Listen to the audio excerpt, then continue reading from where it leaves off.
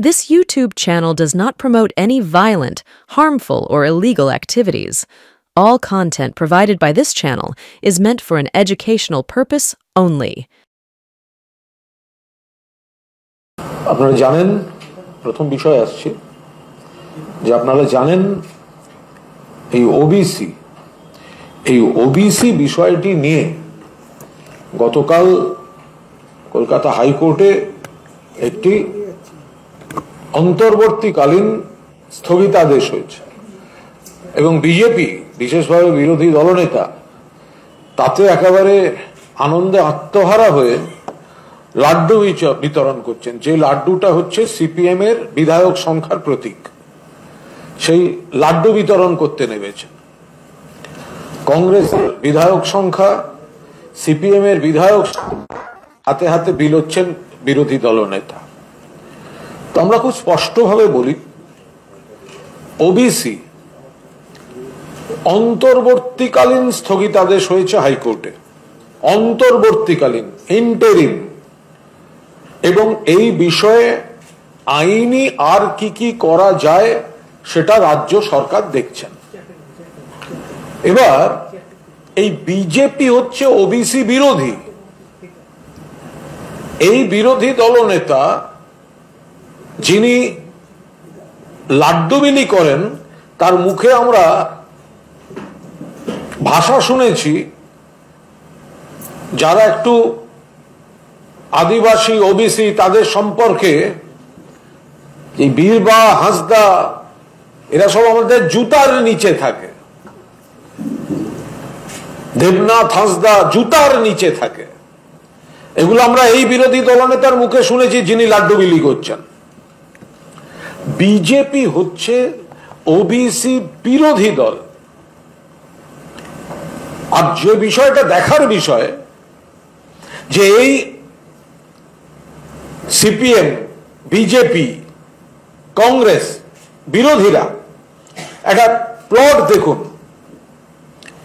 26,000 চাকরি, সকলের চাকরি খেতে হবে। মুখ্যমন্ত্রী আইনি রিলিফ দিচ্ছেন, গ্রুপ সি, গ্রুপ ডি, না টাকা দেয়া চলবে না, গোটা প্যানেল বাতিল করতে হবে। পৈশাচিক বিবৃতি, সকলের চাকরি খাবো। একজন তো বলে বসলেন আমি খেয়েছি। তো যাদের লক্ষ্য হচ্ছে মানুষের ক্ষতি করা, শিক্ষকদের চাকরি খাবো, ওবিসিদের বিপদে ফেলবো,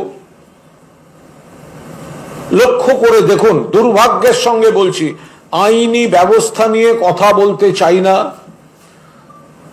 Kolkata high court, supreme court, entire বিচার ব্যবস্থার প্রতি পূর্ণ আস্থা আছে, কিন্তু ভালো করে দেখবেন আইনজীবী কারা ছিলেন ওবিসিতে, কারা আইনজীবী কারা ছিলেন, আর বিচারপতির চেয়ারে কে ছিলেন, সেই একই কম্বিনেশন উঠে আসছে। কিন্তু চাকরি খাবো, চাকরি হতে দেব না,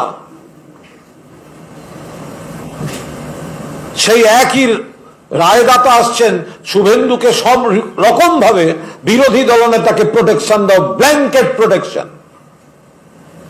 আমরা আবার বলছি, বিচারপতিদের প্রতি পূর্ণ আস্থা, পূর্ণ সম্মান আছে, কেন থাকবে না?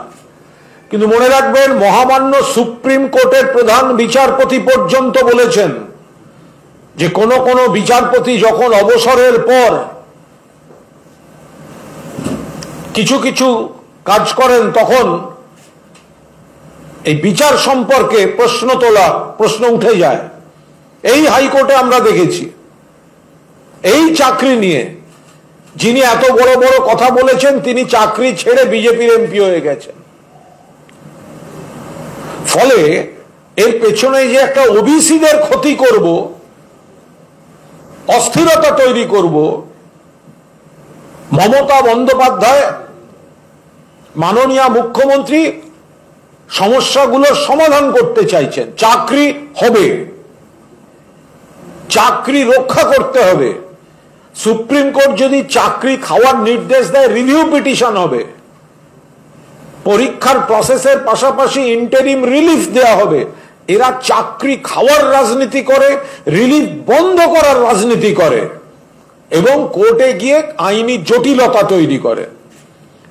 গতকাল দুর্ভাগ্যজনকভাবে একই কম্বিনেশন